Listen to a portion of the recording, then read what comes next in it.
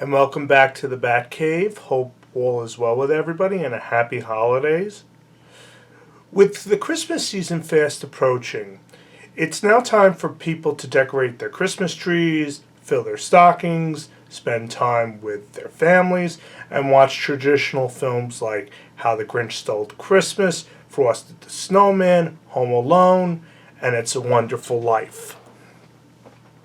These are the typical things one could do during the holiday season. However, in recent weeks, I've heard debates about what are considered holiday films. One debate that I've constantly been hearing both online and in the news is that the Bruce Willis thriller Die Hard is considered a Christmas movie.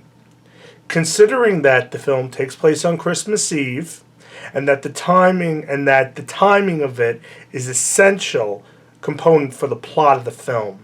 One could argue that Die Hard is a Christmas film. Yeah, pretty much. But if that logic is true, then the same could be said for another film being considered a Christmas movie, Batman Returns. It is our belief that if films like Die Hard can be considered Christmas films, then Batman Returns should fall into the same category as a Christmas movie.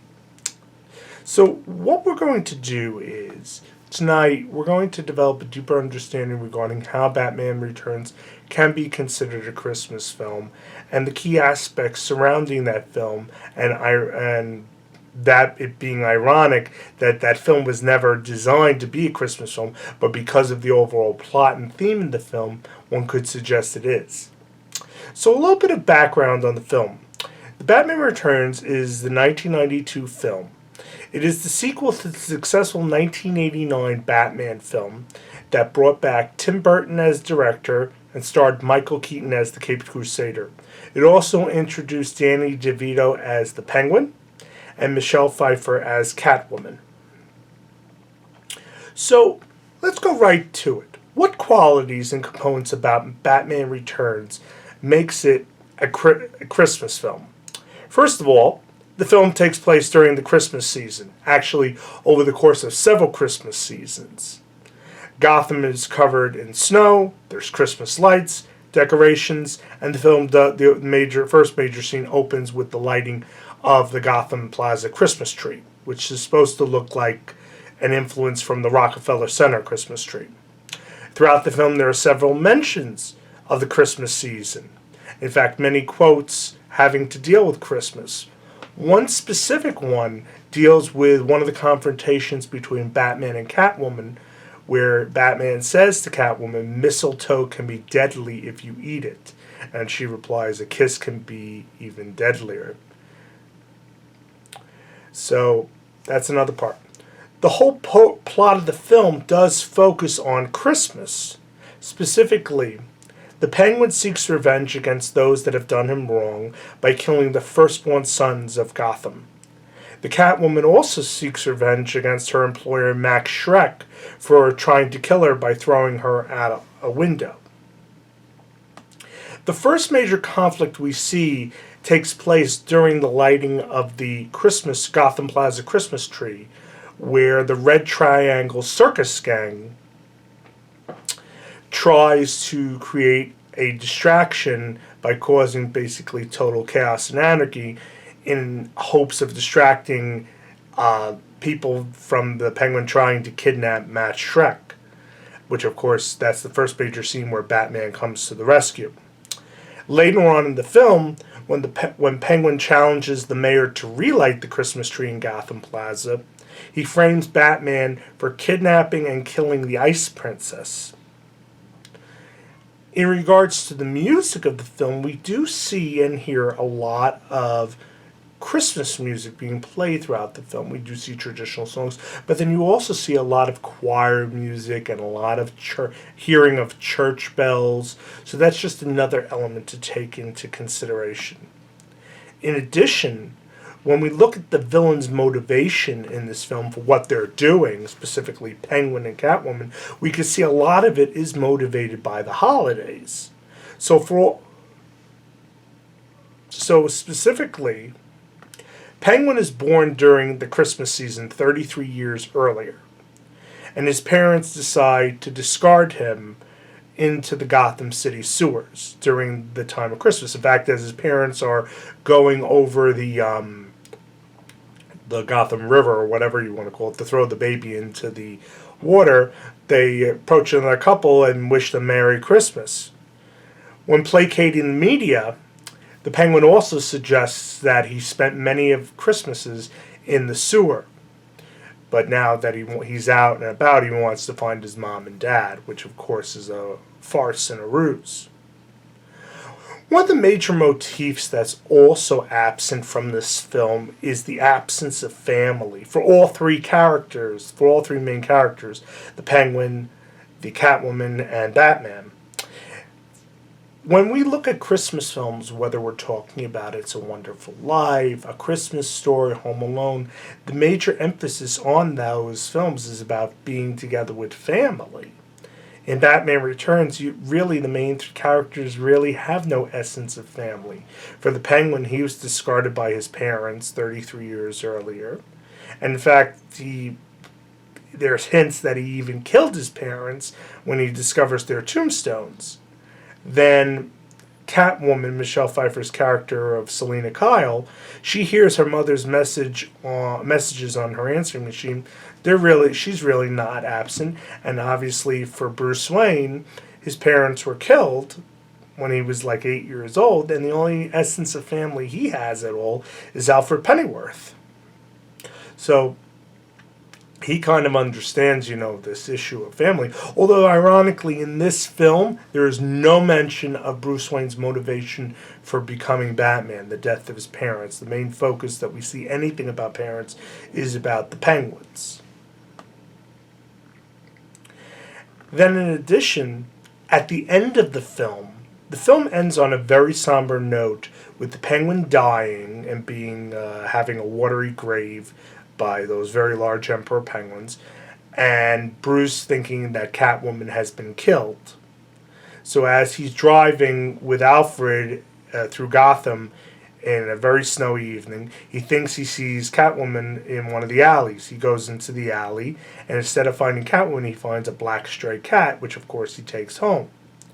So Alfred, the last thing we hear in the film is Alfred saying, "Well, come what may, Merry Christmas, Mr. Wayne."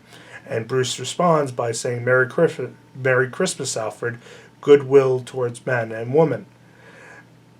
And all that happens right before you see the bat signal light up and discovering that Catwoman is still alive. So all those things,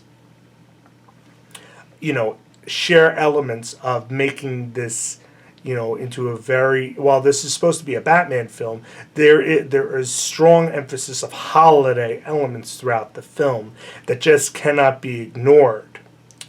The thing that's ironic about this film is this was a summer blockbuster. This film was released in June of 1992, and it was never marketed as a Christmas film. It was marked as the second installment or the sequel to the successful 1989 Batman film. So I doubt anybody went into the theater with the preconceived notion that this was a holiday film, especially since that films like this at the time were released in June. It was just marketed as a darker sequel. But, I think the fact that Christmas is evident in it with snow and cold makes this a much darker film than even the 89 one.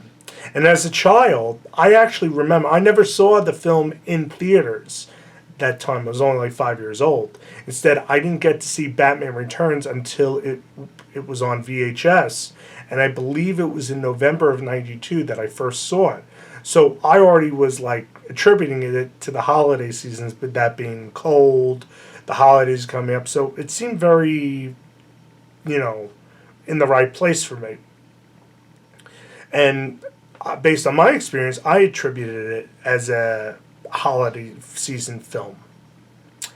Interesting thing about director Tim Burton at the time, and he has said this in several commentaries, he always likes putting elements of the holidays into his films. And ironically for him, he grew up in Burbank, California, which never really saw snow. So anytime he was celebrating the holidays, there was no snow to be found. It was a very like summer-like environment for the holidays. But throughout a lot of those films at the time, he does put elements of Christmas into it. Think about it from this point of view. After the '89 Batman film, he releases Edward Scissorhands. If you look at the ending of that film, it pretty much focuses on Christmas. Batman Returns. The entire film takes place during the time of Christmas. And then, of course, The Nightmare Before Christmas, which basically is the key element of that film. So it's very interesting that within 3 to 4 years, you have back films that have Christmas elements within it. So it's more than just a coincidence. So based on the overall look and plot of the film, one could make the claim that Batman Returns is indeed a Christmas film. Once again, based on the overall essence of the plot, the elements that are surrounding the holiday seasons that need to be there in order for the plot and elements to be there to begin with, and the mood of the film, specifically seeing snow, cold, Christmas lights, Christmas trees. So, while it was never intended as a holiday film when it was released, as I said, summer of 1992, it does incorporate all those elements that can make it can be considered a holiday Christmas film. That falls in the same line as Home Alone, The Grinch, It's a Wonderful Life, A Christmas Story, and of course Die Hard.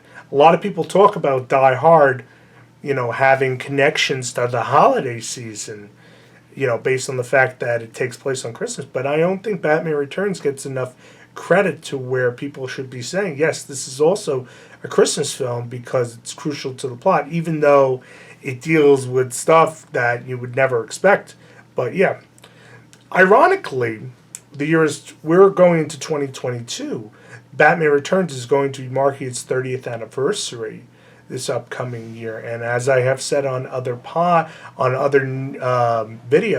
videos, Michael Keaton is reprising his role as Bruce Wayne in the film The Flash, which is coming out next year. And it was just revealed today that Michael Keaton will also be returning again as Bruce Wayne in the upcoming Batgirl film. So, once again, timing is everything with these films. I find it very interesting that at this time, with leading up to the 30th anniversary of Batman Returns, Michael Keaton is going to be continuing to reprise his role as Bruce Wayne / Batman. But once again, we leave you with saying that Batman Returns should be considered a holiday Christmas film. For those of you that have never seen it, I strongly encourage you to take the opportunity to watch the second installment in the Tim Burton Batman series. Overall, I find it to be a great film and addition to the Batman storyline. That's it for this evening. Thank you so much. It was a pleasure seeing everyone. I wish everyone a happy and healthy holiday and a Merry New Year. Hope everyone is safe and healthy. And we will be back again soon. If you like what you heard, please like and subscribe to Larry's Batcave. And as always, we will see you again next time. Have a great week. Bye-bye.